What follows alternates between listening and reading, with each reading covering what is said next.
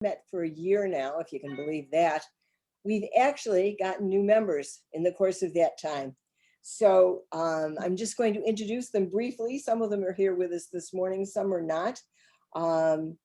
But we're delighted to have new members. And I'm also delighted that so many of our old members have renewed their membership and are going to continue in 2021 with hopes that we'll be back together. We'll definitely be back together in June for our garden stroll, but we'll be outside and masked and try to recognize each other that way. But our new members are Jojo McHugh, Sharon Mohink, Nancy Pellich, Laura Sparrow Hood, Laura's here today, Joan Barbrett, and Lynn Cannon. So when we get together, you'll all have to welcome them. I also want to let you know that the members directory will be going out very soon, probably next week. If you have not or know anyone who has not paid their dues, please ask them to get them to Ellen if they want to have their name in the directory. Just a couple of notes about our upcoming meetings. In April, we're going to have Nina from the Stone Garden in Wilmington, and she's going to talk about outdoor lighting and hardscaping. In May, Bree Arthur is going to be back to talk about succulents, so that'll be just in time for you to go out and plant your containers. In June, we have the garden stroll, the second Thursday in June. We have 7 gardens on the stroll, and we look forward to seeing all of you then. And I hope that by July, we'll be back meeting in person. In September, I'm confident enough to say that we're going to be meeting in person, that we have a special guest speaker who's a friend of mine from New Jersey. His name is Kent Russell, and he's known as the Garden Guru. And you've never heard a speaker like Kent before, I can guarantee it. So you won't want to miss that meeting. And today we are really lucky to be taking a tour of a wonderful garden in Manteo, North Carolina. And our speaker had a medical emergency, so he's sent in a substitute. And I've gotten to speak to the substitute for a little bit of time and think that he's going to be absolutely wonderful. Our subject today is the Elizabethan Gardens in Manteo. And Dan Hossack is the greenhouse and garden manager there. He works in the gardens, and his inspiration and success have come from studying the natural world and mimicking the cycles found therein to better maintain and design gardens of all time. His resume includes work as principal designer and consultant on various projects, such as the design and maintenance of historic estates, food crop cultivation in urban and suburban landscapes, and private and public pleasure gardens around the United States. He's been at the gardens in Manteo for 4 years now, and has helped organize the public greenhouses, managing the construction of a butterfly center and Discovery Cottage Learning Center. Along with these newly installed elements, Dan and his team have improved areas lost in neglect while focusing on the use of more appropriate planting schemes to add seasonality and long-lived interest. His stringent focus on organic methods has helped to reimagine how the team maintains the garden for visitors with and without wings. Dan is also going to have during the course of his talk, have a little garden trivia contest. And the winner of the contest is going to be given a free pass to the gardens in Manteo. And what a wonderful place to go, I'm sure, once we get some good weather and the gardens are up and running. They are open now. So I'm going to turn it over to Dan, and you all have been muted. I will mute myself so that my phone doesn't ring or something strange like that. But welcome, Dan, good to have you. Thank you all for having me, and thank you for showing your interest in the Elizabethan Gardens. As Sue mentioned, it's a remarkable feat of the North Carolina Garden Club. So people like yourselves have been the prime movers and shakers of this from day one. It's owned and operated by the North Carolina State Garden Club. So it's really a testament to everyone and every kind of club around our whole state that has made it happen. So thank you all for that. And thank you for inviting me. And I'll try to keep it not so long-winded. So if I get going, just give me the hook and calm me down, because I tend to go on and on, but it's just because I love my job and I love this place. And thank you once again for inviting me. And I'll send your best to Carl on his little doctor's appointment this morning. So I'm sure he misses being here too, because he's another part of the very important part of the garden. So um, we'll keep him in our mind. So in the interim, I'll just start off with a little brief history about the Elizabethan era and some of the concepts behind the garden design here. As you can see in these slides in front of you, the concept behind this garden is a memorial to the lost colony. It's a group of 100 men and women that were lost on Roanoke Island. It's the site of the first English child. Her name was Virginia Dare. So you've probably heard the stories about people. This is the third attempt by the English to colonize the New World. So it was not as successful as they had hoped for, but this garden was designed as a memorial to them. Imagining that the colony had survived, that they would have built a garden because they were experts at that. So just making sure that they kept order. They believed that God made the world from chaos and into order, and that the primary objective of people in that era and so forth through the future was to make order out of chaos and to explore. And my other thing that I always marvel about is how many people have fought and gone crazy about the things that we have in our spice cabinets. So every time I look in my kitchen, I think, oh my gosh, the Elizabethans were on the forefront of collecting all these kinds of plants and herbs and things like that. So they were trying to not only order the world, but catalog it and figure out what is the most useful things, the most useless things, and everything in between. So the garden that you'll come visit, hopefully someday, is a testament to that group that was lost, and really all about trying to make order out of a world that was seemingly very dark and scary. Certainly when they came to these shores. I've walked in the woods here many, many times, and I cannot imagine coming off a boat, jumping onto the banks of Manteo or Roanoke Island and thinking, yeah, this is a great place to live. I probably would have swam away. So it's amazing to think that they made such a beautiful thing out of this dark woods here on Roanoke Island. So even these old pictures that you can see here everything is geometric. It's straight lines, nary a triangle. A circle is about as wild as they got in their garden designing. So you'll see a lot of those elements throughout the little tour that we're about to take.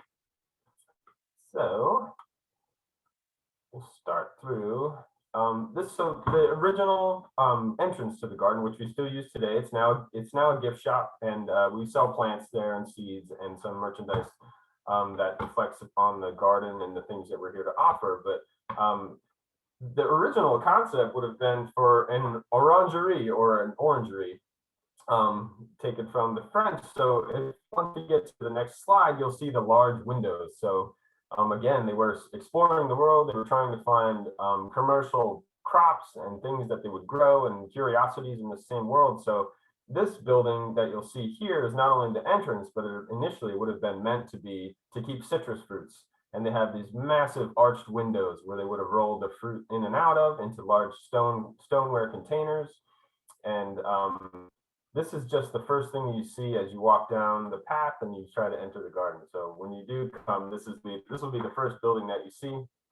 And these beds, we've been slowly transforming the garden from annuals. I love annuals, and there's beautiful splashes of color throughout the gardens, but we're really trying to focus on the perennial and long-lived planting schemes and not spend so much money and time tending to annuals. I think the Elizabethans and their thriftiness would have probably applauded us on that, I hope. So that's the goal that we've been working towards. The bricks that you see are handmade bricks from Silas Lucas Kiln, which is now defunct, but it was amazingly productive. A lot of structures in and throughout the state and nearby states are constructed from this type of brick.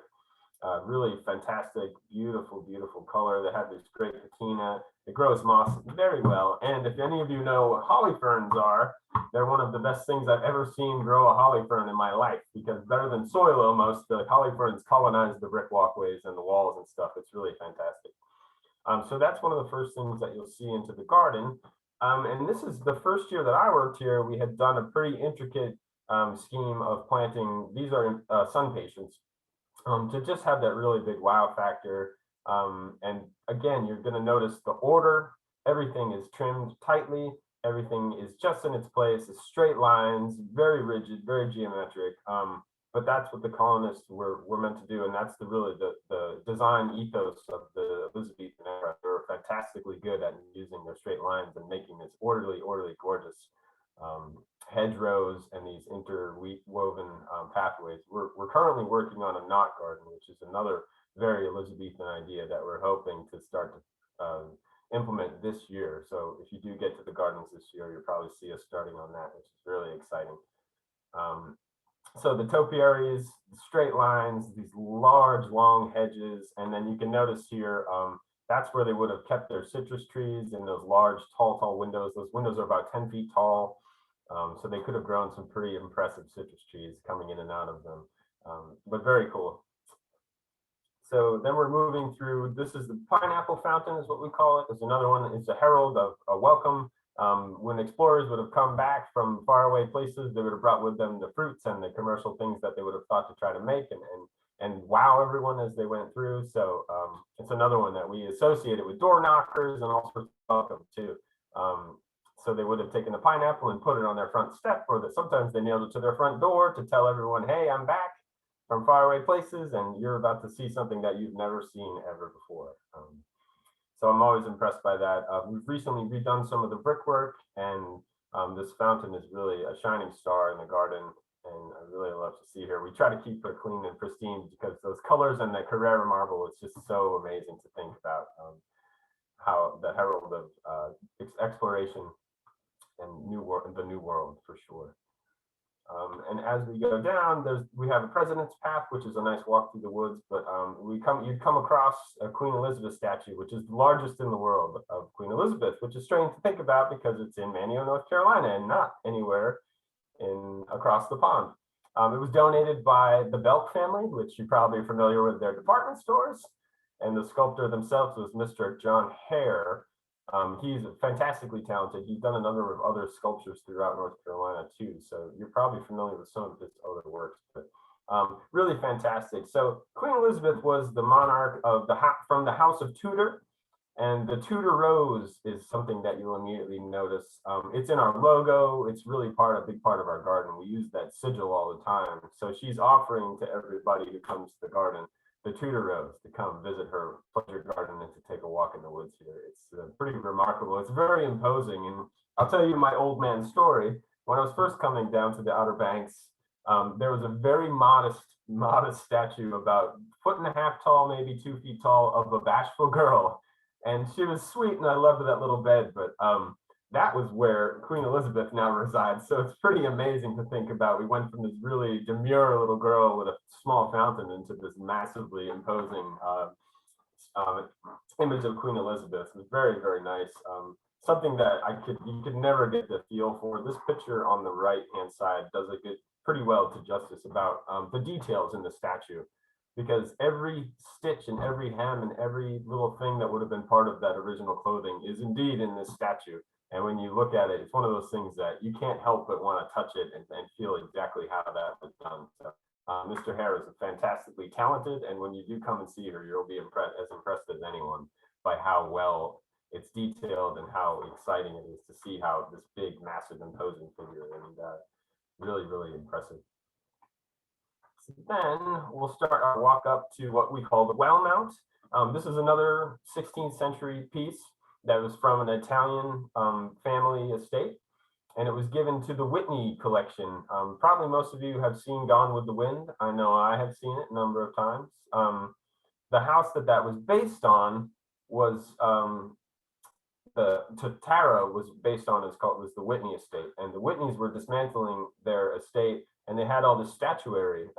It was slated originally to go to the Metropolitan Museum of Art in New York, and Innocenti and Wiebel, who were the landscape architects that had laid out the garden initially, said, hey, I think we have this project that the North Carolina Garden Club is trying to implement. Would you possibly consider giving us the statuary? So that's where most of it came from. That estate in Georgia, the Whitney estate. And John Hay Whitney was he was the ambassador to King James Court. So he was well versed in English gardens and keeping up with the kind of style and the design elements that would have been important to this. The other part that's more functional or utilitarian is that in many English gardens and estates, they would have cleared a place that they would have called the mount, which is the tallest part. So when you come to the garden and you see the mountain, you walk up there, and in this picture here, to the right of that or to the east of that is the Sound, and to the west of that is the Great Lawn. So it was almost militaristic in a way where they could see ships coming from far off. They could see any approaching people coming from the inland. So it had a multifunctional purpose to say, you know, we can keep our eye on everybody and see out to the shore who would be coming along. There's an interesting aside there that the Spanish obviously were at England's neck all the time, and they were constantly fighting each other. But the large barks from the Spanish fleet could not traverse the shallow waters of the Roanoke Sound. So that's why the English colonists chose Roanoke Island, because they had a much smaller boat that could ply the shallow waters. So this would have been an ideal place for them to watch out for any approaching ships or anybody coming to give the colonists trouble. So it's amazing to think that there is some functionality behind this beautiful space. Another thing that I'll mention is, obviously this is a pretty picture, but a lot of what the design elements, things that they did in the garden, it's not what they added, it's sometimes what they left alone. And some of these giant live oaks at the top of this well mount and the magnolias that they left, it's really fantastic to think that, you know, they were kind of like the native gardeners of their time, where they really, not only did they add, but they left things alone. So some of these trees are just so amazing. I mean, the sculptures and the monuments we have in the garden are almost secondary compared to the sculpture and the sort of the rhythm of the trees and the big live oaks everywhere. It's a pretty fantastic spot. So from there, we move over to Virginia Dare, which she's a pretty interesting lady too. There's a lot of legends, and since I've been living in the Outer Banks, I've heard a lot of different funny stories about her. So my first one would be that I used to take some art classes here at the local college, and they didn't allow us to have models.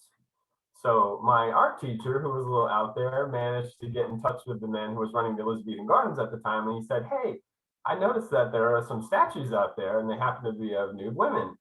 Would you mind if our art classes started coming out to draw them?" And everyone kind of turned red and were scared a little while there, but eventually they relented, and we got to draw. I probably have 30 or 40 drawings of all the different sculptures out in the gardens. So that translates into, they used to have Virginia Dare at the town hall in Manteo, and I'm not sure that the people appreciated her nudity at the time, so they used to put a dress on her sometimes, or a bra on her sometimes, and for parties they'd put lipstick on her, and they'd get her really looking wild and good for these events that they would throw. But maybe the most remarkable thing about Virginia Dare is that one of the my favorite stories, Marie Louise Landers was the sculptor. She's from Salem, Massachusetts, and she went to Italy by herself. Women's rights to the max before any mid to late 1890 or late 19th century, or sorry, 18th century. And she went to learn herself and to be a sculptor, and went to Rome, no chaperone, unattended, just wanted to do it. I'm doing it. No one's going to tell me otherwise. So she made these beautiful works, among others. And then she put it on a boat to bring it back to the New World. And that boat sank off the coast of Portugal. So this statue was actually at the bottom of the ocean for about 6 years before it was retrieved. And it really wasn't even retrieved because of this statue. It was retrieved because there was so much other valuable cargo on the boat that had sank. And she was just a nice surprise when people got down there and thought, "Oh my gosh, this lady is this amazing sculpture's here. We have to retrieve her." So after some amount of time, she was raised from the deep and put back on a boat and came to the New World eventually. So it's amazing to think that she's gone through quite a life of her own, even outside of the different things that happened to her along the way. Really cool. But there's some details that you'll note that are really fantastic, and she was really very influential and like sort of revolutionary sculptor in some ways. So a traditional European statue would have had a greyhound or a dolphin at her feet here, and instead Miss Landers put a heron, a blue heron, which is definitely indicative of the New World. They would never have done that in traditional European sculpture. And instead of filigree and really ornate jewelry, she has Native American beading around her neck and waist and her arms. The other thing, that instead of a very lacy, expensive frock around her waist, she has fish netting, which is indicative of the people who plied the waters here. pretty impressive symbolism for such an important statue, and we do try to keep her looking shiny and bright and happy all the time. So, but just some nice details that you'll notice much better if you do come to visit the gardens. And she was the first English child. There's some conjecture that she actually was absorbed into the Native American tribes here on Roanoke Island. There's some reports of a fair-skinned person that was among the people who they discovered when they came back to the New World again. So there's some people that think that Virginia Dare was absorbed into the Algonquin people, and that she actually lived a full, long life and became a maiden in the Native American spirit. So I like to think of her that way for sure. So as we continue through the garden, we get to the overlook terrace, and that's the Roanoke and Albemarle Sounds. They meet right along here. Manteo actually has 4 sounds. Our Roanoke Island has 4 sounds. This is where we have our weddings. It's where I love to send people when they say, oh, where do I have a picnic? And I say, oh, you better go to the overlook terrace. You bring your bottle of wine and some sandwiches, and you go sit down out there and have yourself a nice time. So it's really where we have our weddings, and it's just one of the nicer, bigger open spaces in the garden. Big sculptural live oaks all around it. And we recently just moved our gazebo. Oops, that's the next slide there. It was right along the shoreline, so we moved it to be part of the overlook terrace versus having it be a separate part of the garden altogether. So there's also a very small walkway that goes down to the water's edge. So this is it through the years. This picture on your left is well before my time, but certainly when I was a visitor in the gardens for sure. And on the right is more what it looks like today. We've had a hard time. The shoreline is just going to do what it is, and it's going to keep rising. And we've lost about 12 feet of shoreline in the last couple of years. So there's not much we're going to do about that until it tips over. And then I'm going to try to get down there and take those brick columns and put them somewhere back in the garden. But it's amazing. There's some very old photographs of the garden itself. You'll see those too if you come to the garden. We're redoing our history panels inside Odom Hall, which is our main administrative building. And there's pictures of people. There used to be quite a large beach out there, and there's these great pictures of all these women that are so fancifully dressed. They have big hats on, and they're laying on the beach, and it's another place to have a picnic and really check out what's what. But this picture on your left here, you can see a bit of the beach, and obviously the beach is gone, but we're in the works with the National Park Service to harden the shoreline and make it so we can rebuild the beach and probably potentially try to put some marshland back on this north end of the island, which is really, really a tough place to cultivate anything outside of some grasses and some dunny plants. But it's just an amazing sort of venture through time to see how the garden has changed given the shoreline differences and the different trees and all the things that come and go from the Outer Banks. It certainly is a very plastic place sometimes where it can move and shake and really turn things around very quickly. And from there, this is how you begin to approach the sunken garden, which is really, it's the highlight of the garden itself. It's fantastically ornate. It's another Italian fountain that was a gift from the Whitney family, and Innocenti and Weevil were instrumental in making sure that they sited these. And initially, the garden was meant to be a very modest 2 acres, and now we take care of almost 13 acres. But this is the original garden design, and there's some great pictures of what it was versus what it is now. So very exciting too. So this is an aerial view of the hedging, and again, very organized, very detailed. Everything has its place, nothing out of line.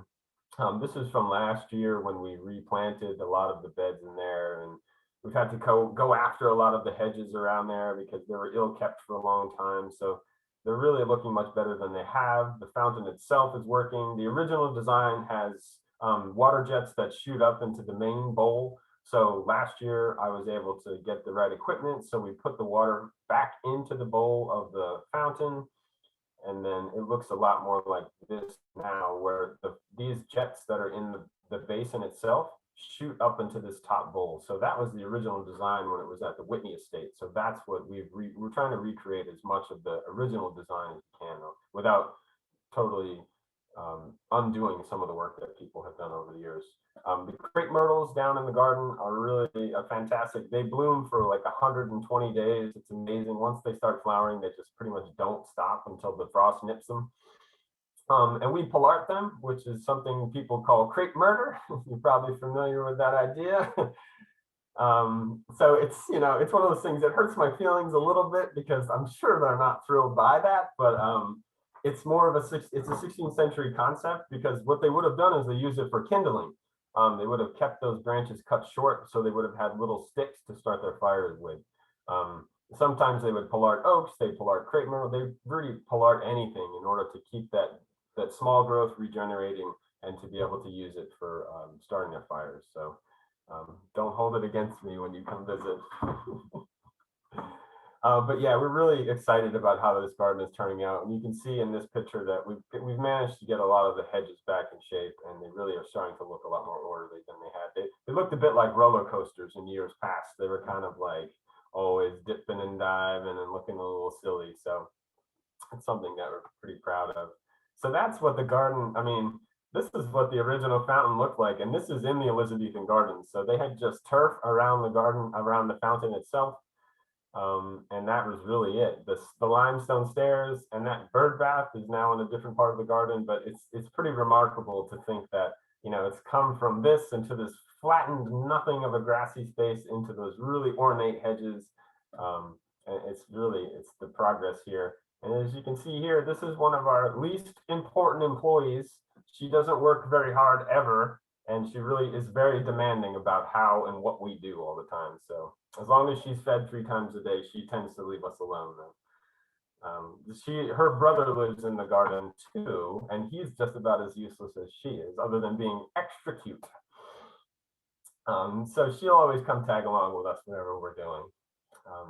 And she'll catch a mouse or a mole every once in a while. Certain knows we need that. So this is the timber frame gazebo, and this is what we just got finished. We moved it about 30 feet from the shoreline. We re-rendered the walls just as they would have with wallow and daub in the 16th century.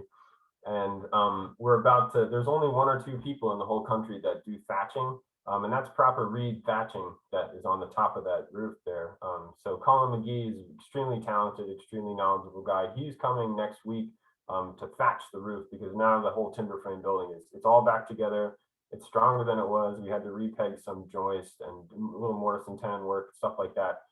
Put some new decking on it. But so that when you see it, it'll be as fresh as it's been. It's originally from 1981. So we're trying to make it, upgrading it and keeping it happy and rethatching the roof. And hopefully that'll be another 40 years or so before we have to deal with her again. But it's just such a beautiful building.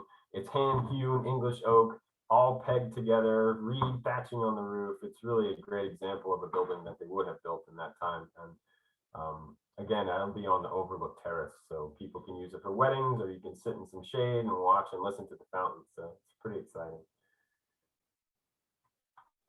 The hornbeam walk is another one that we've been working on pretty hard to try to get it re-pruned. There have been some questionable cuts along the way, and another place that we try not to use so many annuals. So we replanted with cast iron plant, which is pretty durable. This is close enough to the shoreline where it needs some robust plantings. And the next step will be the little alley of whatever perennial that we have enough of to be able to put back in that space. So at the end of it, you'll notice there's another ancient bird bath that was really another 16th century piece. It's not quite as ornate as some of the other things in the garden, but it's really stood the test of time. And it's amazing to think that the cast stone that they used back then is so, it's just as reliable and beautiful as cast stone that you might see or buy today. And it's got a few hundred years to prove itself, so it's been pretty good so far. But there's a few design elements that they've taken from the French. So this alley of the hornbeams is one of them for sure. And the parterres in the sunken garden are reflected with that too. And there's Yopon hollies that are planted. These are large now, and they're in pretty rough shape. So it's another thing we've tried to get back in action. But the nice thing that I really like about them is that they planted all female Yopon hollies around the sunken garden because they have the berry set every year. As all things go, women tend to be much more attractive than men of our species. So I really like that in the fall. Right now, the berry set, it's like this little, just this haze of red that kind of goes all throughout the sunken garden. It's fantastic. And when they flower, it's just the sweetest smelling thing that you'll ever notice. Really, really nice. So that's another one. You'll notice they're pretty homely, the Yaupon holly hedges, when you come here, but we're working on trying to get them to sort of rejuvenate and start over, so we can start to cut some of the old wood out of them and get them to be a little more prolific and a little more vibrant green. They got some spaces and holes in them, and but we're working on that. Right, so we have a little area that was in another original part that's called the Woodland Gardens. We have some pretty nice plants here. Mostly just, we try to stick with natives. This year we planted 100 white, 100 red, 100 yellow trillium in there. Some marybells, if you're familiar with that plant, which is uvularia, and Kentucky lady slippers, which are very easy to grow, lady slippers. And I have a few people that I've been raising them for years. So those plants are all been nursery raised, which is fantastic. So here's one of the questions. It's a little bit, so the two outer plants, this one and this one, are vines. So I'll give you that. Does anyone know what either plant is? And I can let Sue record that if anybody has an answer, right? One is a clematis, This one? the one on the right. This one? Yeah. It's close. You're on the right track. It's usually much more ornate and colorful. What is it? It's a passion flower. It's Passiflora lutea, which just means yellow. And that's, you might have this in your woods as well. I'm not really 100% sure. But it's a little tiny little flower. It makes a black fruit that all of our birds, like the warblers and buntings, just go bonkers for them. So whenever I see them, I try to leave them because they really, really are a great fruit, a good fodder for birds. And then this plant is the other one that it's a little obscure too. So I do try to ask this one of people. You can unmute yourself if you think you know the answer. Just mute yourself when you've responded.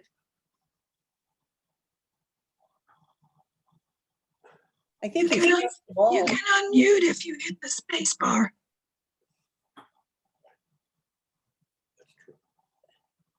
It's a tough one. It's like even people that know everything, they don't know this one, not very obviously. It's called butterfly pea.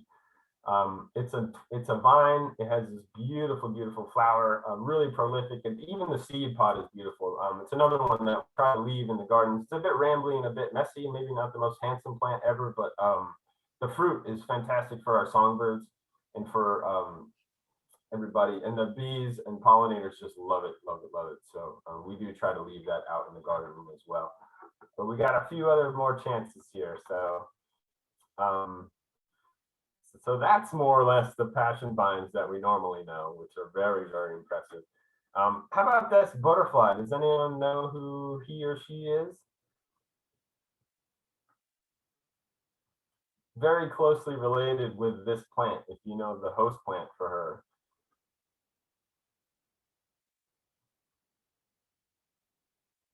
It's called the Gulf fritillary, and their host plant is passion vine. So even if you're noticing if you see these little, the color of the caterpillar is very close to the color of that butterfly. So if you see somebody eating your passion vine and it is a brownie kind of orangey color like that, let them eat it because they're making more. The Gulf fritillaries, they're really prolific. I have passion vine on my porch, which I regret planting, but they certainly love it, and they eat it to the dirt every year, which I always enjoy. I love seeing them having their meals and going for it. So we'll keep cruising through here. That's just one of the happiest things that I ever see in my life. Whenever we do our butterfly releases, there's nothing better than seeing a happy little kid with a butterfly. So he's got a monarch on his fake flower, but if you ever get a chance to come out here, we can release some butterflies. And this is just the life cycle of the monarchs. We tend to focus on them, obviously, because, you know, the queen and a monarch and all that, we have some obvious associations, but we've raised probably 200 or 300 monarchs a year here the last 2 years. We probably have like 6 or 7 different species of milkweed in the garden, so everyone can find their spot and their niche. It's really very exciting to think that the monarch populations continue to decline, so the more we can do to keep them happy and to give them the fodder and let them continue their life cycles, but more. That's really what we've been focused on here in the garden, is as increasing our, trying to be organic and trying to make it so, I mean, people, children, pets, dogs, we have everyone through this garden. So our pollinators and everyone else are very important, and trying to be organic and trying to limit the amount of everything out we spray. I mean, as anyone who's probably grown a milkweed knows that aphids are, it might be their favorite plant in the universe. So we have a hard time with that, but we use some pretty inane methods. And sometimes we have some fantastic volunteers who will actually come out here with a little jug of soapy water and pick them off by hand because they're just that dedicated. So we do try to keep everything sort of above the board and keep it as happy as we can. And then from there, you'll circle around. So this oak tree is dated to 1584. It's one of, it probably was a seedling when the colonists had actually arrived on this island. So it's amazing to think that you could walk past this tree that was alive when the first colonists that were eventually lost came here. There's been some questionable arboricultural ideas thrown at this tree along the way. They filled it with cement, as you can see here. I mean, it's pretty amazing to think that that was what they were thinking about. They have these big collar ties that are up in the tree, which they probably would not do today. It helps the tree from swaying so much during our hurricanes and things like that, but they also don't expand as the tree grows. So, but it's just remarkable. We've tried to do that. We do mycorrhizal injections, and we try to feed it good fungus all the time. And try to keep this happy tree here for a long time to go. We had some of the docs from NC State come out and take a peek at her, and it's got some rot in some bad places, and maybe she's going to lose some limbs along the way, but ultimately she's going to be here for a long time still, and I'm going to do everything we can to keep that tree happy, because it's really, just standing next to it, you get some feeling of longevity and the amazing wind. I mean, just having been through some of the weather here in the Elizabethan Gardens, it's amazing to think that this tree, any tree, would have lasted that long. It's really remarkable. And the Lion Couchant bird bath is another one. There's it has some stories surrounding it. There's some geological work that they had done, and they traced this type of marble to the town where Michelangelo had worked. So it's possible that it was a contemporary of his that had carved this in the first place. It certainly doesn't look like his work, but some people would say that it might be Michelangelo's work, but it doesn't look much like anything else that he created. But it's a pretty fantastic, very tall, really robust. The birds really love it, and just don't look into what kind of water is in there, but they don't seem to mind. So it's another kind of shady spot along the walk where you can take a rest. Off in the distance here is what we call the Great Lawn. It's where we have our events. We have our big Easter egg hunt coming up in a couple weeks, where we hide our eggs around the lawn and throughout the gardens. But that's where we have our prizes and toys and all sorts of stuff out there. So that area is the primary meeting spot of our events and the things that go on throughout the year here, which is really exciting. Great spot.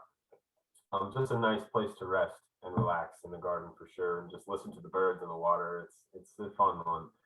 The details on this line they're just astounding. They couldn't be more lifelike, and that line feels like you could just walk away tomorrow. It's so cool. I love sitting out there. And then from there, we come to the Rose Garden, which is a later addition to the garden itself. I know that there's a homely, terrible picture. This is from my cell phone, so sorry about it. But that's the Virginia Dare Rose, where there was a hybridizer that visited the gardens many years ago. And he actually thought of Virginia Dare in this way as a cute little pink rose. It's single 5 petals, nothing remarkable about her. The fragrance is very mild, but it's a very small, very diminutive, but pretty potent flower. So we have a few Virginia Dare roses. We do propagate our own plants pretty much exclusively. We buy plants here or there to sell in the nursery, which we also have for the public. But we sell a lot of Virginia Dare roses just because she's just so sweet little rose. It's almost like a little shrub rose, but it has a large 5-petal single flower. This is the sundial, which is also from the Whitney estate, another artifact from the 16th century that still works, probably better than my phone for the time, most days. And these lions as well are marble lions from the 16th century, which they adorn this throne of a marble bench, which is another 16th century artifact. So if you're feeling like catching some sun and some rays, then go to the rose garden and you could get a nice sunny spot over there. We have since added some other cast stone that's in keeping and sort of it matches some of the other statuary in the rose garden. We have some really fantastic antique roses. This rose on the left here is the Queen Elizabeth rose, which has been in cultivation for a number of almost 150 years. And we have a bunch of her too that we try to propagate and keep happy. But that was originally, Princess Anne came to visit the gardens, I think 40 years ago. And she had brought a cutting of her mother's rose to gift to the garden, which is really, really nice. But sweet smelling, really great. We have two really big flushes of roses throughout the year. And there's one coming up probably in the third week of May, and then the other one is much more close to the fall. The summer is very, very hot in the Outer Banks, and the roses don't really do too terribly much. So if you do come in the summer, you're going to have to count on the hydrangeas because there's not many roses in the hot, hot weather of the summer here in the Outer Banks. And one of the things, I did not grow up growing camellias, so I've been floored by the collection we have here. And the more I know about it, the more I know that we have some old-fashioned varieties. Louis Midget was the superintendent many years ago. He was remarkable and well-regarded in just about any circle that you could ever find him in. And he knew the right people to ask, and he got the camellias that, I mean, they're hard to find. And you probably know Cam Forrest, or some of the other camellia hybridizers and growers that from Georgia to North Carolina. It's really remarkable. But Louis Midget picked some good ones, and he made this collection and donated quite a few of his own hybrids and things like that. That you probably we propagate them constantly because people are just always asking us about them because we have varieties that you cannot find anywhere else in the world. So if you ever want a camellia, just give me a call and we'll start the cuttings tomorrow. Let me know. And then from there, this center one is relatively new. It's called Les Marberry. Really fantastic. You'll start to see that one show up a lot more in the trade. This one on the left is Governor Moat, and that's our other one of our most prized. We have some massive, massive camellias, but these are becoming more common. Some of the other ones are a little more obscure. And this is a new variety called August Moon that we just planted in the garden too. But I really love them. So let's see what else we have here.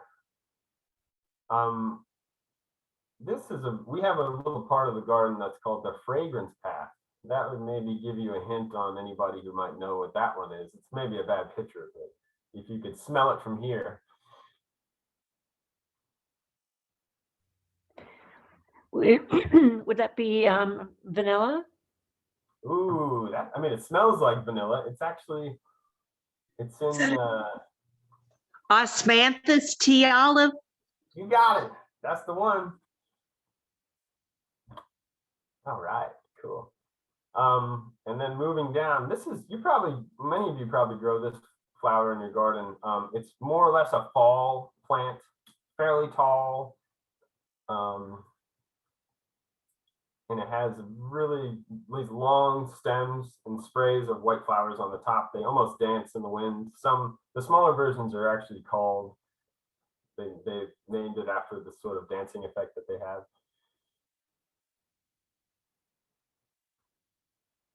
So this is anemone.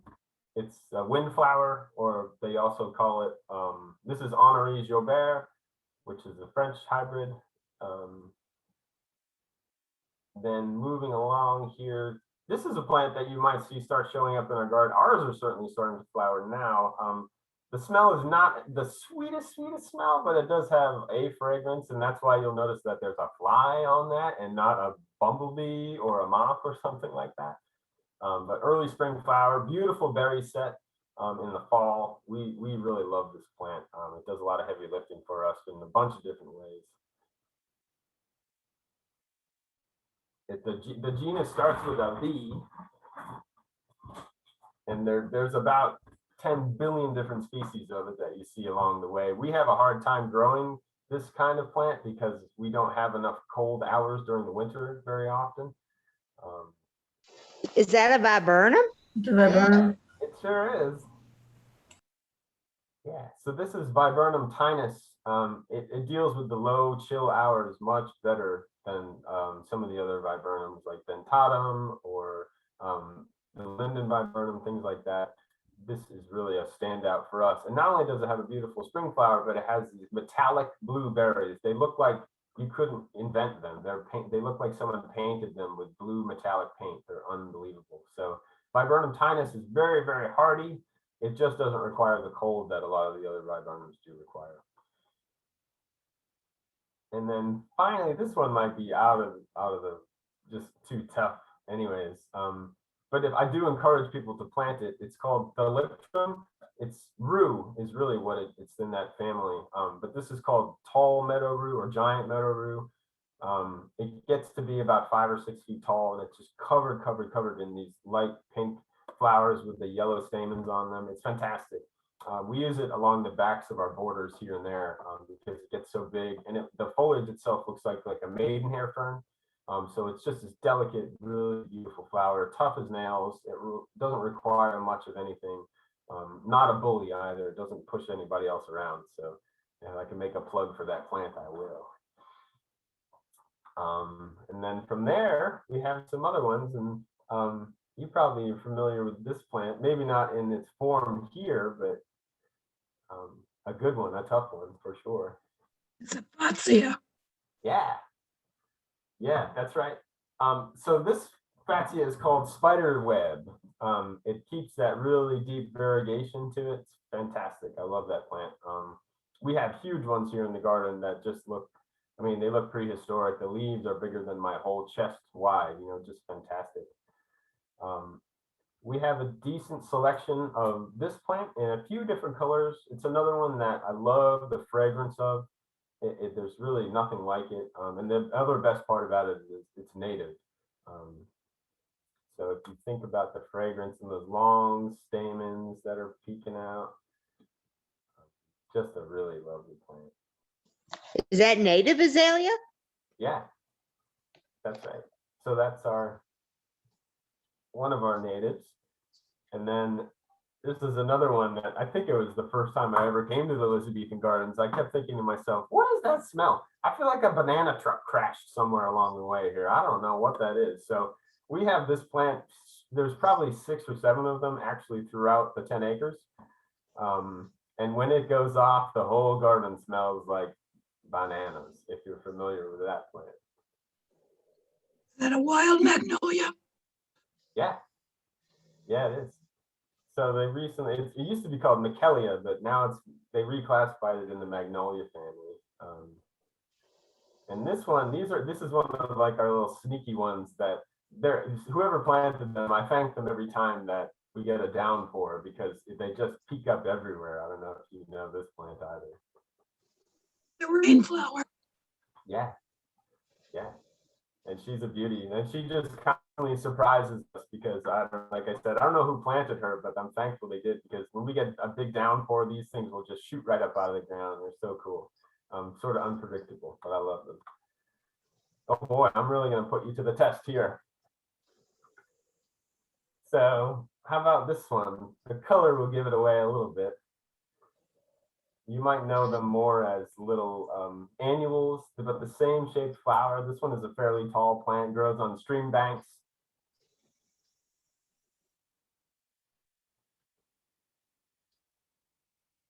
So this is our native cardinal flower. We plant it for our pollinators because they really, really love this plant. And it's a flower that is pretty reliable for us as long as we cut it back every year because it's biennial.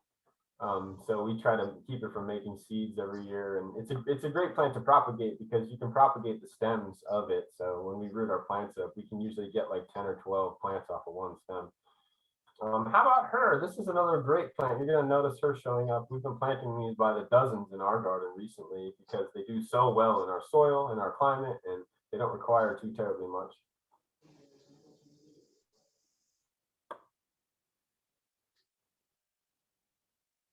That's our toad lily, and this one is called Samurai Tricertus. Beautiful, variegated, big, wide, strappy foliage, and just those beautiful fall fall, speckled toad-like flowers in the fall, really great for us. If anyone's ever been to Hawaii, we have a few of these. These are not outside of the garden, I'll tell you that right now. But we keep them in our greenhouses. If you ever wanted to make a lei for yourself, you probably need a ton of them. Yeah, so that's a plumeria, which is, I mean, yeah, like I said, we keep it in our hothouse in the nursery. We don't ever really get a chance to put that out too terribly often until it gets to be over 70 degrees every day, and that's the only way that she does okay. And then this is another native, another obscure one, but I do recommend it. I promise if whoever comes to visit, I'll give you one to take it back to your garden with you whenever you can. It's just so tough. It makes a beautiful bright red flower, and they're almost shrub-like. In our winters that are more mild, these become bushes or little shrubs for us. And the flower shape gives it away. They call it a Turk's cap lily. It's in the hibiscus family. It's fantastic. I love, love, love this flower. It's just so tough. It just never stops flowering for us. It divides easily. The cuttings are easy to root. It's just a great, great plant. We have a lot of these around the garden now too. Oh boy. How many did I put on there? So some of these are becoming a little more. Well, I'll run through these. Like I said, I'm being long-winded here. So we have some really strange varieties of spider lilies, or some people call them,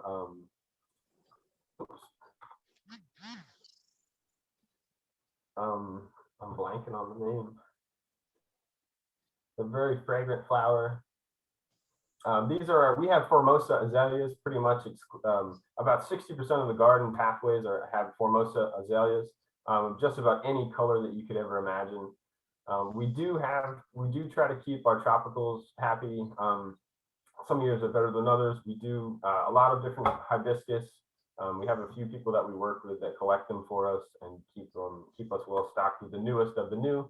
So that's an exciting one. And then here's another native. It's another one. If anyone, give anybody who comes to the garden one of these as well. It's a bulletproof plant. It's fantastic. You'll know the flower. You can tell what it is from that for sure, but the foliage is the part of that plant that I really love the most. It's called cutleaf coneflower. So it's a coneflower, but it has these great, big, wide, strappy leaves that are dissected and really heavily cut. They're fantastic. They're so tough. They live just about anywhere. Even some of the shadier parts of the garden, we do tend to plant this plant because it just does so well. It doesn't require much, doesn't require a ton of water. It hangs tough in places that a lot of other plants won't. So we try to get it around. The pollinators absolutely love it, and it gives that nice bright flash of yellow into parts of the garden that are often very dark. And so from there, we touch on a little things that we do throughout the year. Like I was talking about aphids, we definitely have them because we have milkweed just about everywhere. We have our pollinator gardens. So we work with a few different companies. Arbico Organics is one, but we buy ladybugs by the thousands, and we usually do it about 3 times a year, just because they're such voracious eaters, and they really do a great job for us. We're trying to avoid spraying any kind of chemicals because of our pollinators and pets and children and everyone who comes through the garden. So this is a fun way to get people involved with the garden and come and say, all right, here's your pack of ladybugs. You go off to this area, you go off here, and you go up here. And we try to get them just to colonize the garden and keep them happy. And there's certainly enough for them to eat on while they're out here. So that's an exciting part of it. Here's our other bum of an employee, looking lazy as ever. But we do have our own propagation house, which is always full. I pretty much am obsessed with keeping that thing full and growing our own plants as much as possible to try to reduce our costs and to get people involved. Our volunteers really, really love to come do and play and root. And then we have a sales house apart from that, which is, I think we're going to try to turn them both into propagation houses and just have have all of our sales be outside. So something that I'll happily, again, anything that we root, anything that we're happy to share with everybody when you come visit, take a peek about our methods and see the easiest ways to root some of these plants things that you could all certainly do at home, which is very exciting. Another thing, you just keep your favorite plants going all the time.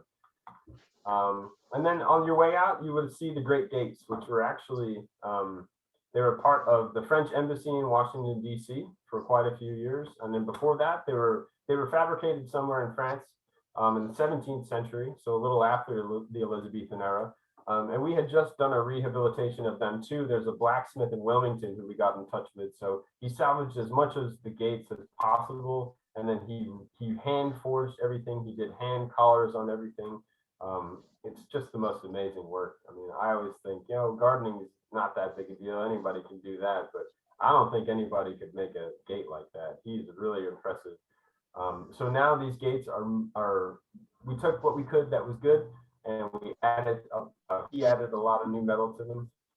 And it's remarkable to think that we have a nice new gate that will hopefully last us for many hundreds of years still, as long as we take care of them. And this is a great picture. I always think about people when they originated. So this picture is from 1958.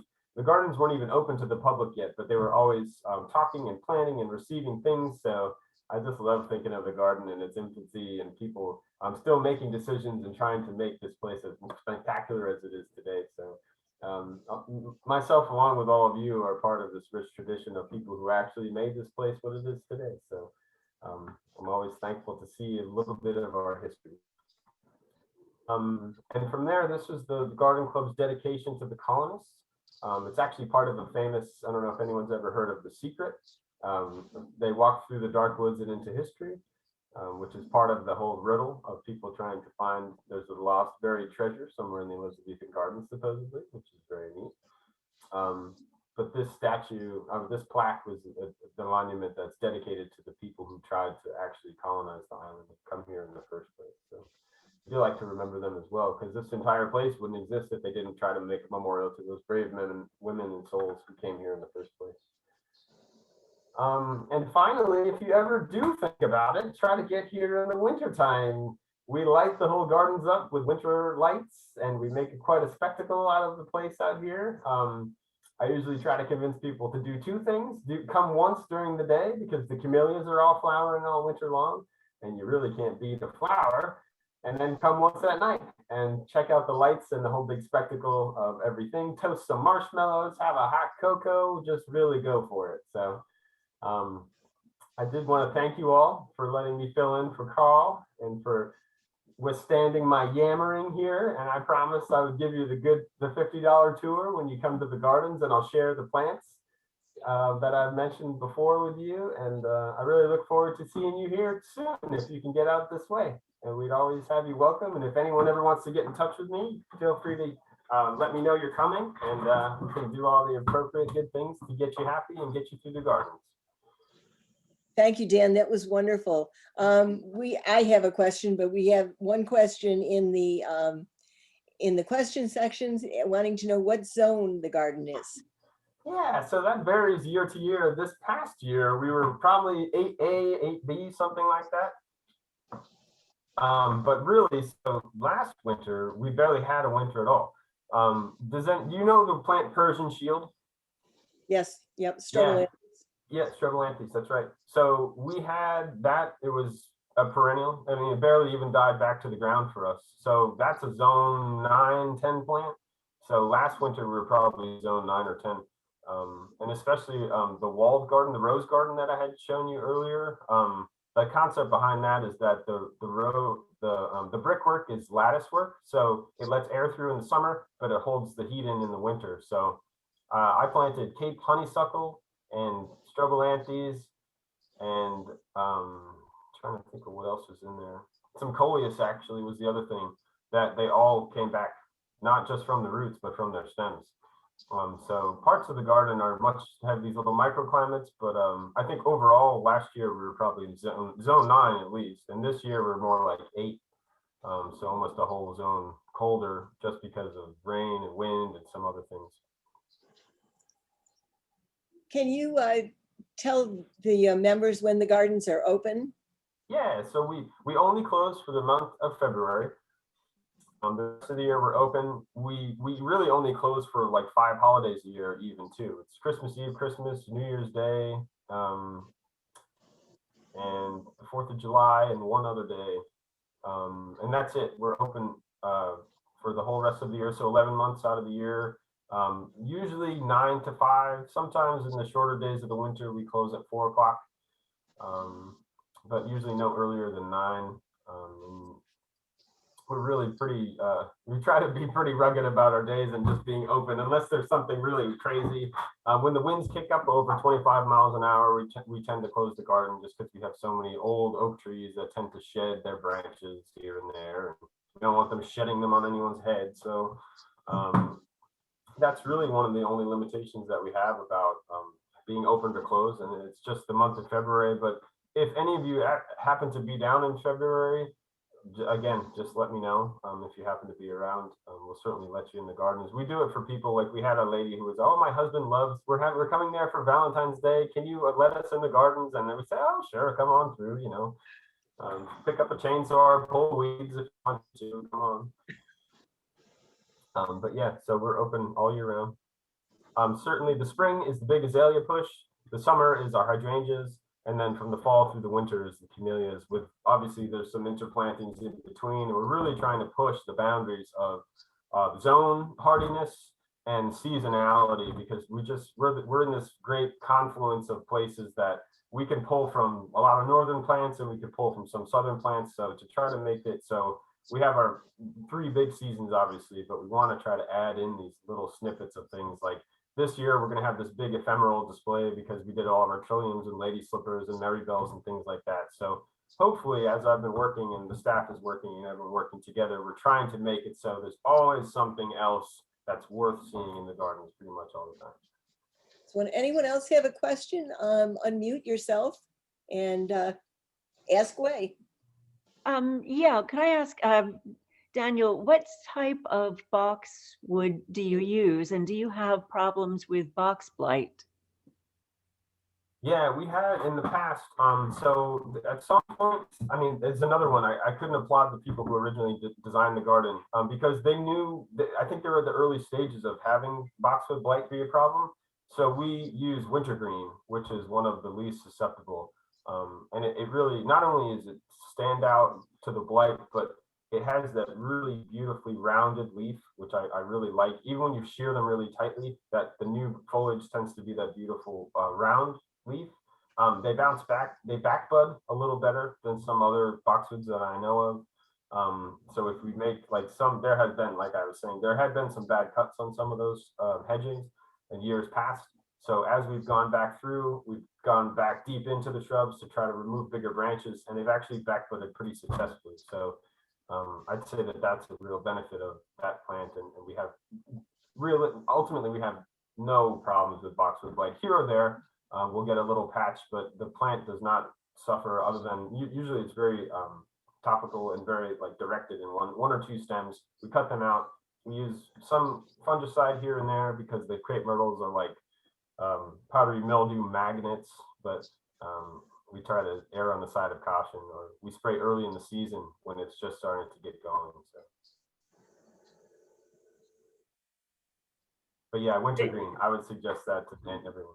Because I have a hedge of wintergreen in my front yard, and I do get patches of blight that, you know, I'll cut out, you know, down to where the stem has died back, but I wasn't sure what to spray it with. You know, I was using neem oil because I just wasn't sure, but a fungicide would help.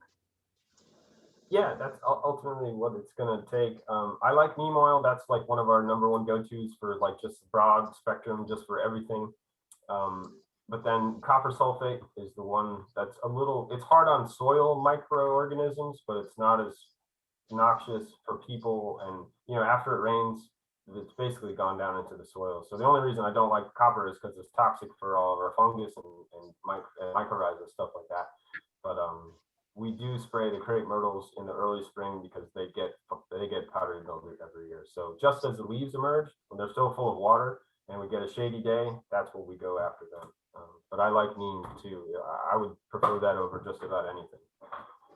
Hey, Daniel, Is it okay to plant a camellia plant now?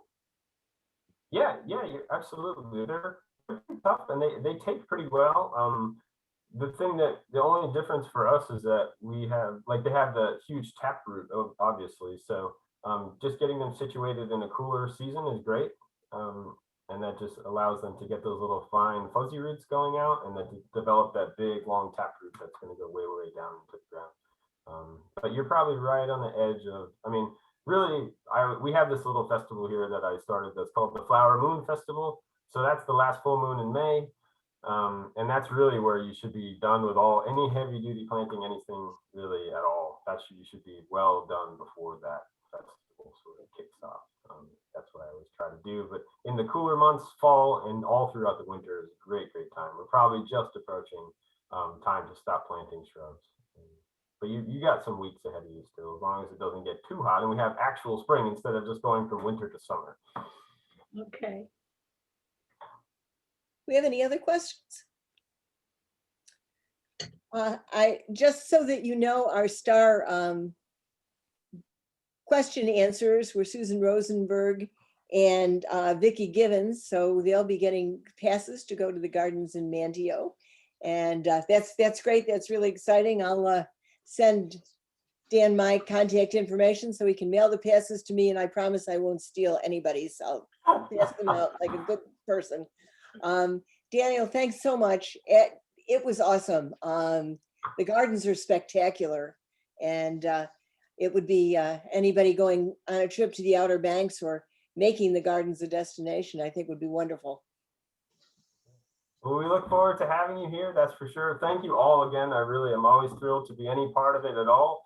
If there's ever a time in the future where you'd like to go further in depth, or if you have any other things that you would, please feel free to get in touch with me and I'll happily put together another program. I have a few other things about the native wildflowers of Roanoke Island and the surrounding areas. I have a few other things that I do talks about, or if there's something that you'd really want me to put together, please let me know and I happily will. Thank you, that's great. I'm sure we will. It was wonderful having you. And I'll get a text off to you this afternoon. Super, great. All right, everybody, back out in the garden. Yeah. Thank you. Thank you. Thank you all. I look forward to talking with you soon. Good program. Great. Thanks. See ya. Bye-bye, everybody. Thank you. Bye. See ya. Bye, Sue. Thank you.